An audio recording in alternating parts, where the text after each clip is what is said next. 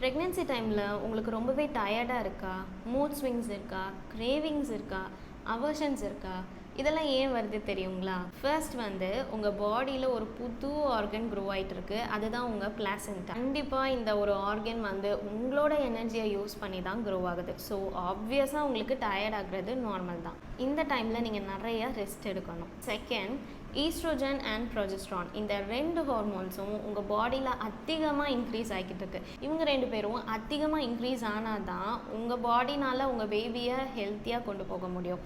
And இப்போ இருந்தே உங்கள் பாடியில் மில்க் ப்ரொடக்ஷன் எல்லாமே ஸ்டார்ட் ஆக ஹெல்ப்ஃபுல்லாக இருக்கும். அதனால உங்களுக்கு சோர் பிரெஸ்ட் வரும், மூட் ஸ்விங்ஸ், இந்த மாதிரியான சிம்டம்ஸ்லாம் வரும்.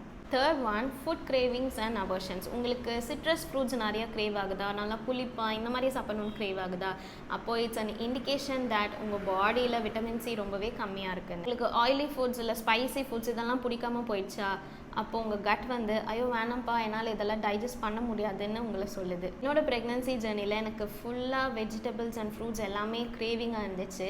அண்ட் தென் என்னோடய ஃபேவரட் மட்டன், ஃபிஷ், எக் இதெல்லாமே கம்ப்ளீட்டாக அவர்ஷனாக இருந்துச்சு. எல்லாமே ஒரு பாடி இன்ஸ்டிங், ட்ரஸ்ட் தட் அண்ட் அதுபடி நீங்கள் சாப்பிடுங்க.